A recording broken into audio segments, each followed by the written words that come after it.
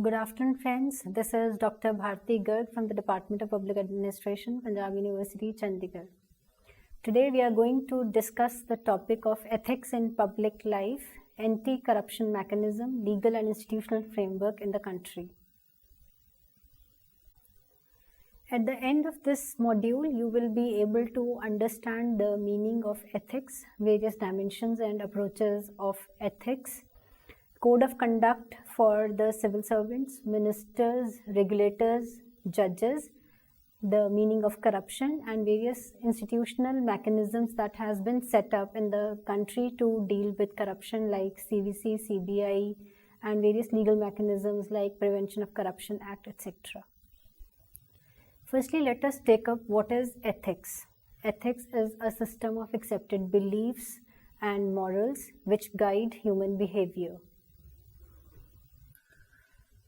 More specifically, it is a system based on morals. Ethics is the study of what is morally right and what is not right. The Latin origin of the word ethics is ethicus, which means character. Hence, ethics is based on moral principles which govern individual or group's behavior. It is difficult to define ethics, and different views have been associated with the very definition of ethics. Many people equate ethics with feelings, but following one's feeling may not mean that one is following ethical path. One may deviate from ethical values when following one's feelings. Some identify ethics with religion, but if ethics is equated with religion, then ethics would apply only to religious people, whereas ethics are equally acceptable and applicable to people who are atheist as equally applicable to people who are religious in nature. Further, being ethical is not the same as law, though law tries to adopt ethical principles in its formulation. For example, pre-Civil War slavery laws and apartheid laws in South Africa, they were not at all ethical in nature. So law, like feelings, can deviate from the ethical principles. Finally, being ethical is not what the society accepts individuals to do. The standards set by the society can make the entire society ethically corrupt. Nazi Germany is the best example of ethically corrupt society. If being ethical is doing what the society accepts us to do, then we would have to survey all the societies to determine what is ethical and what the society expects us to do. Further, lack of consensus on many issues in society makes it difficult to equate ethics with what the society accepts us to do. For example, many people may be thinking that abortion is legal and ethical, whereas others may not. So there is lack of consensus on a particular issue or on large number of issues makes it difficult to equate ethics with what society wants us to do. What then is ethics? Ethics refer to two things. Firstly, it refers to the moral principles that guide individuals, what they should do and should not do in terms of moral values and obligations. These standards which guide what humans should do and should not do, they are based on standard patterns which the society accepts. And they are based on well-founded reasons and principles. Secondly, ethics refers to the development of standards which an individual set for one's own self. For example, what an individual himself or herself feels is what is right or wrong. For example, if a friend asks you to copy your homework, it is your ethical dilemma whether you will tell teacher or not. That you have to decide for yourself. Whenever you have to choose a decision that your action will make an impact on someone else, you face an ethical dilemma. The decision you make is ethical when you choose to do the right thing, having a positive impact on others rather than negatively impacting them. Now we are going to discuss the approaches to ethical decision making. Friends, there are 5 approaches to ethical decision making. First, the utilitarian approach. Second, the rights approach. Third, the fairness and justice approach.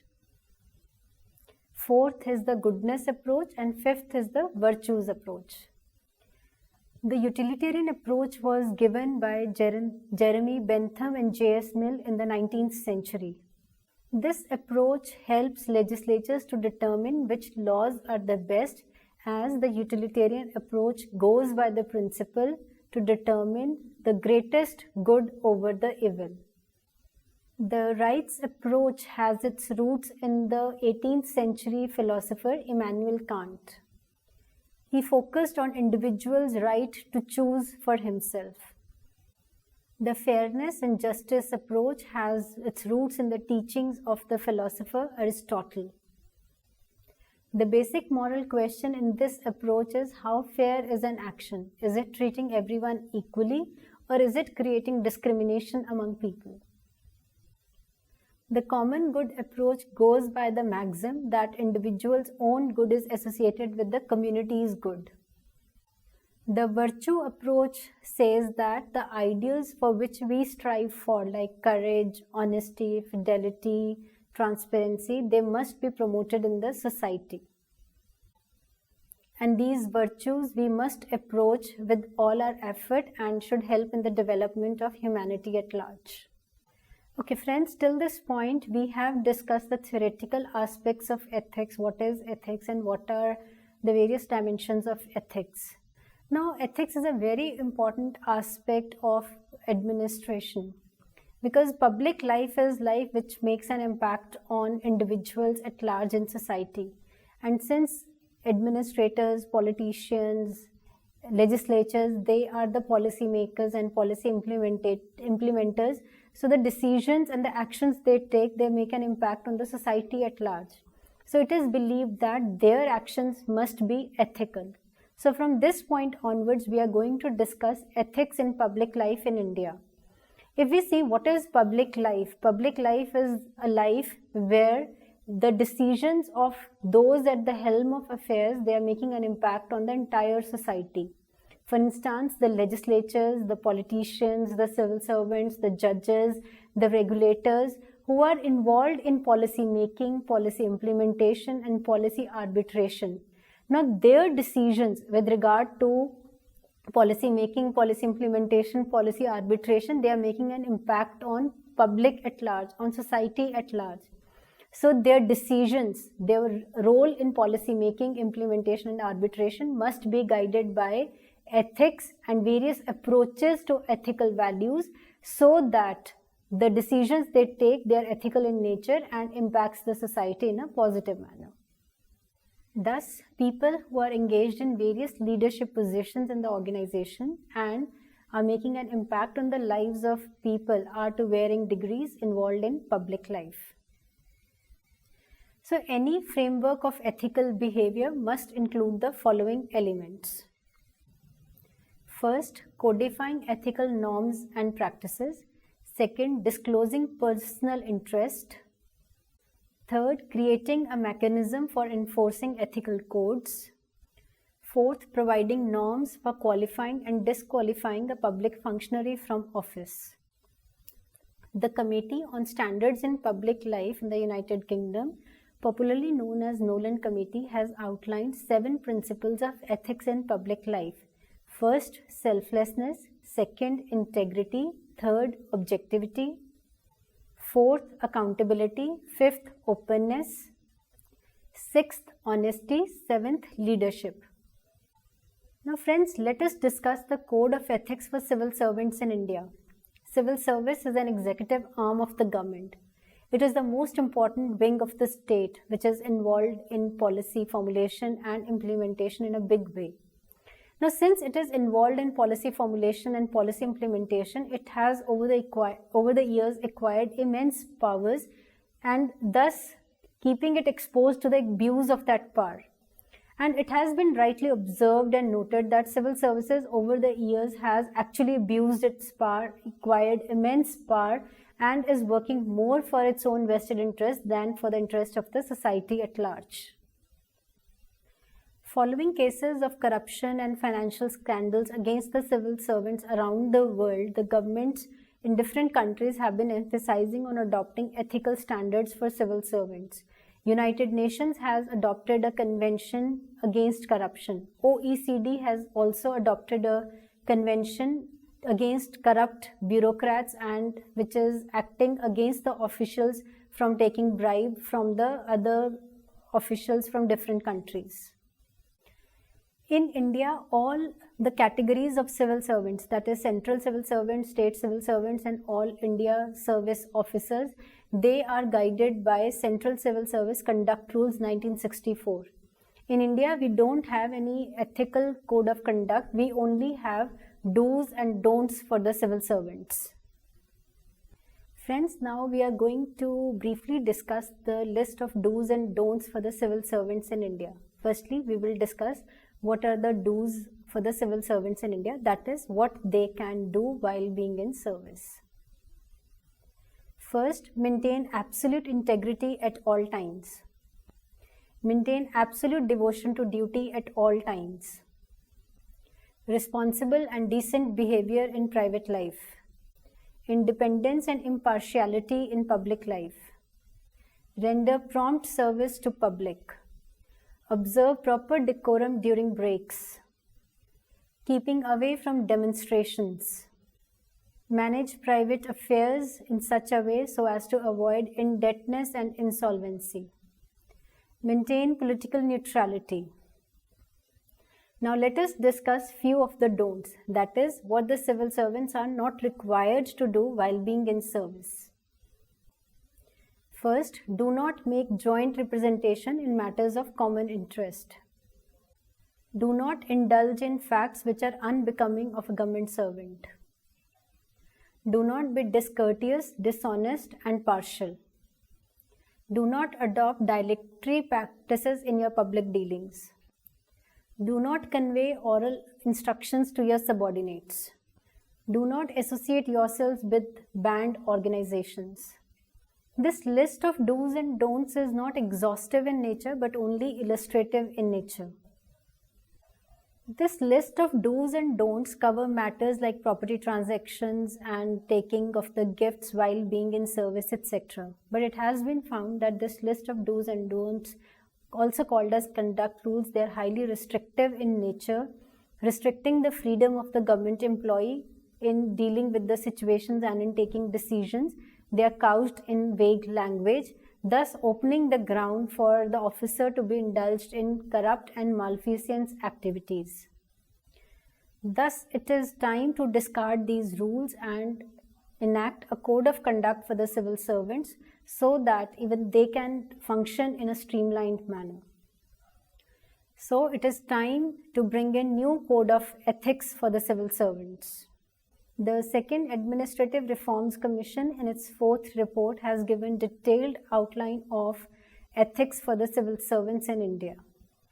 The second ARC in its recommendations has proposed that there should be detailed code of ethics for the civil servants, ministers, legislatures and judicial officers.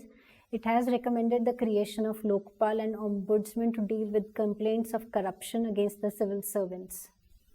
It recommended that public service values towards which all public servants should aspire should be clearly highlighted and laid down. And conflict of interest should be clearly laid down in the code of ethics.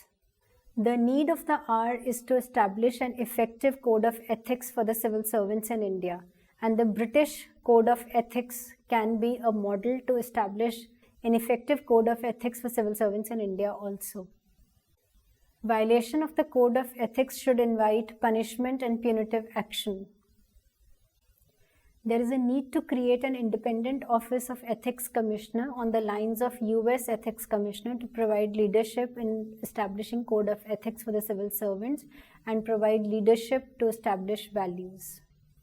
Now, the next aspect with which second ARC had dealt with was ethical framework for ministers.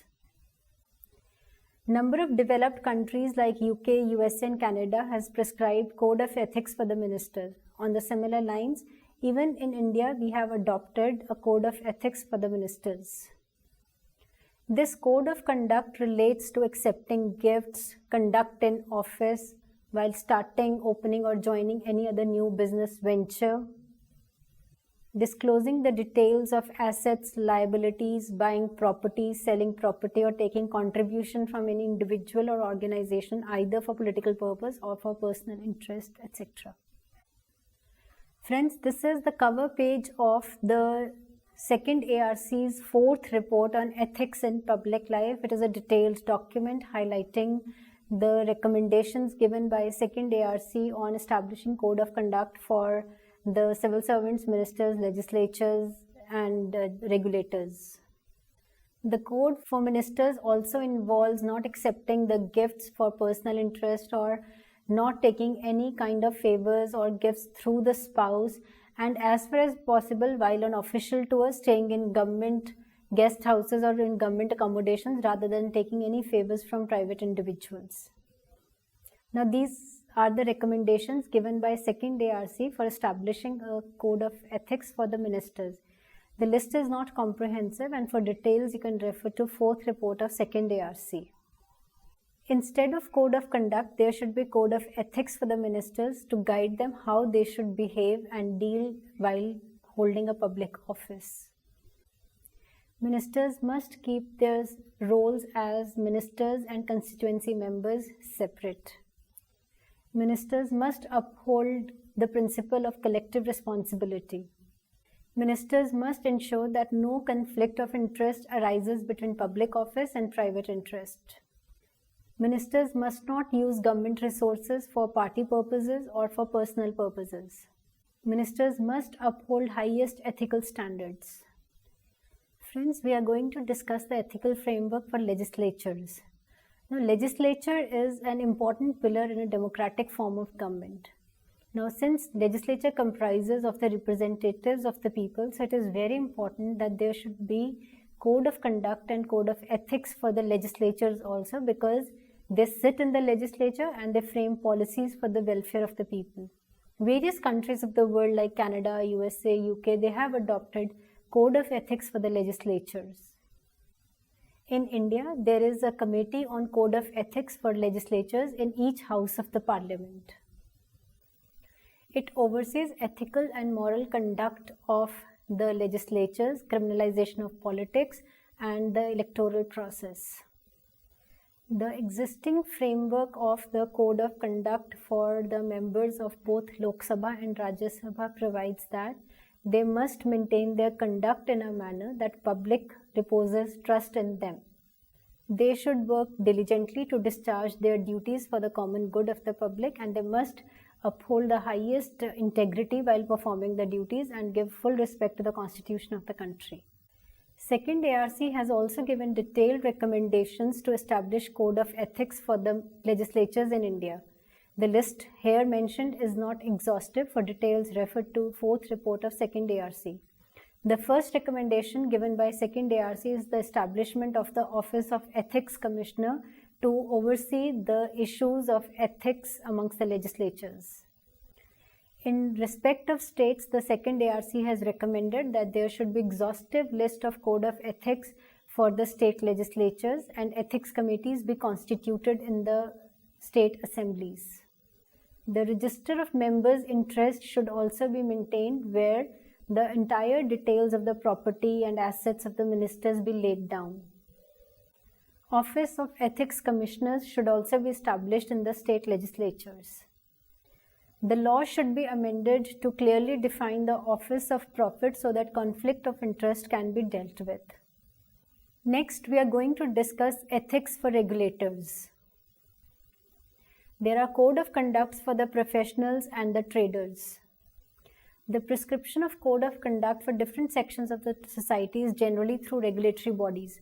For example, guilds is an oldest example where they have been enforcing ethical conduct and ethical behavior for the businessmen. The last century has seen the emergence of services sector in a big way. These professions had initially organized themselves on their own and established their own standards of behavior, which are known as standard ethical behavioral practices. In some cases, such behavioral practices were given statutory backing. For example, Indian Medical Council Act 1956. It has often been found that these new professions that have come up and are associated with the services sector are not following ethical norms and practices, and whatever ethical norms and behaviors they are following, they are lacking teeth and are not up to the mark, serving only vested interests. However, the second ARC feels that there should be ethical code of conduct for the services sector also, and detailed ethical code of conduct should be laid down for the regulators also. For details, refer to fourth report of second ARC. Now friends, we are going to discuss ethics for judiciary. Now judiciary is one of the most important pillars in a democratic society. On it rests the edifice of the entire justice system of the country. But unfortunately, even the judicial system around the world, including India, has been found to be indulging into corrupt practices. Judges, like other wings of the state, like politicians or civil servants or legislatures, are found to be involving in corrupt practices.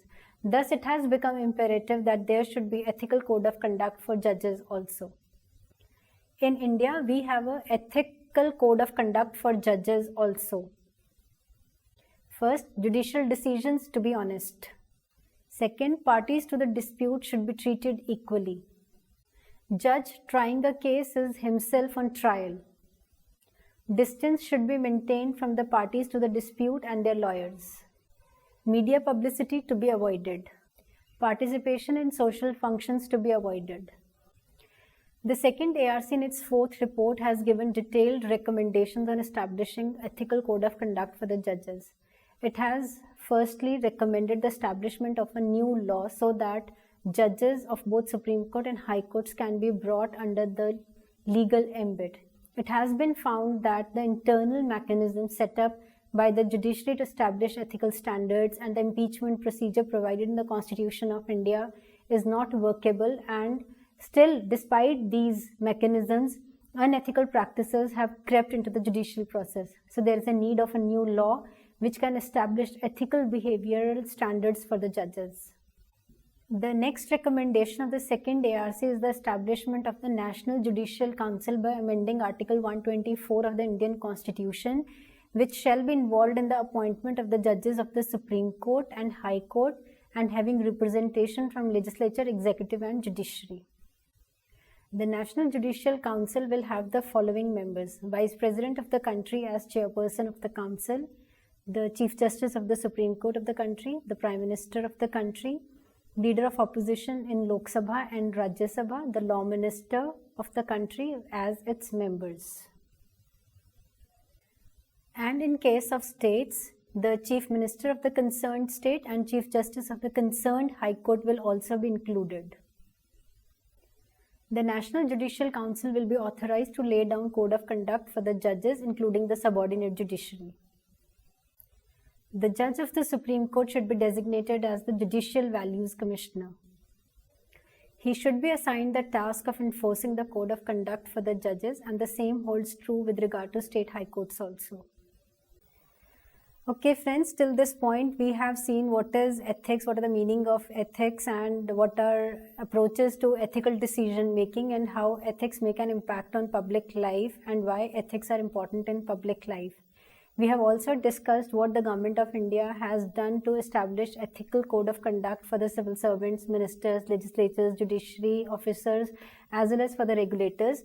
And second ARC in its fourth report on ethics in public life has given detailed recommendations for establishing ethical code of conduct for ministers, civil servants, legislatures, judiciary, as well as for regulators. But despite all these initiatives, the corruption in our country is on the rise. Corruption is not just for monetary gains, it is taking any kind of favors which is also beyond monetary gains. It may be staying in somebody's guest house, or it may be taking any non-monetary favors.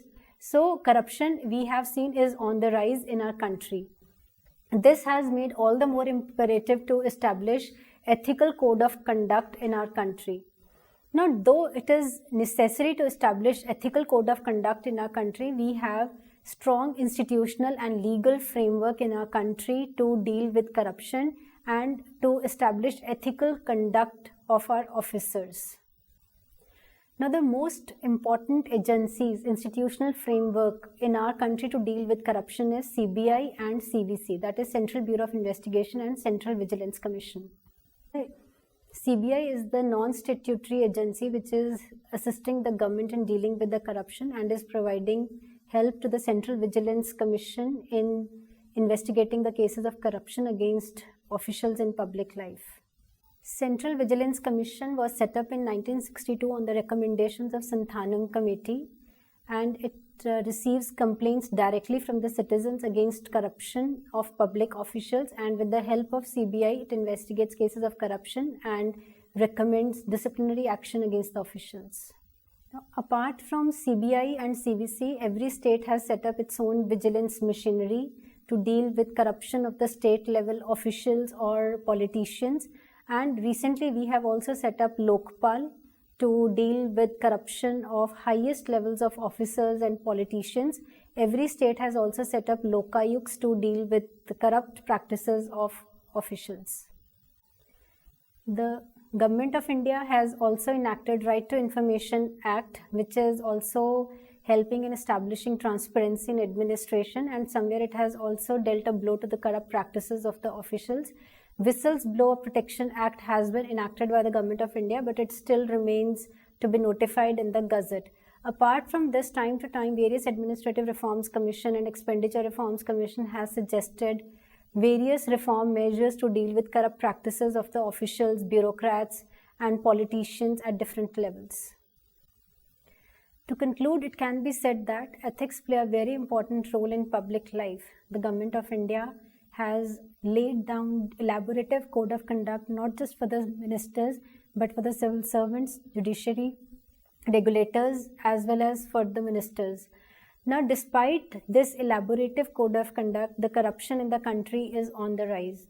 We have set up elaborative legal and institutional framework to deal with corruption, but despite that, corruption in the country is on the increase, and every now and then we have been witness to scams of crores and crores of rupees. So it has become imperative that stringent measures be taken to establish ethical behavioral practices amongst those in public life and dealing with public, so that they can do no harm to public. Now it is time that we should adhere to the recommendations of second ARC and establish effective code of conduct and ethical practices for those in public life. Thus, ethics in public life are very important to establish citizen-oriented government and to ensure that citizens get the best of the government and the country has good governance institutions at place. Thank you.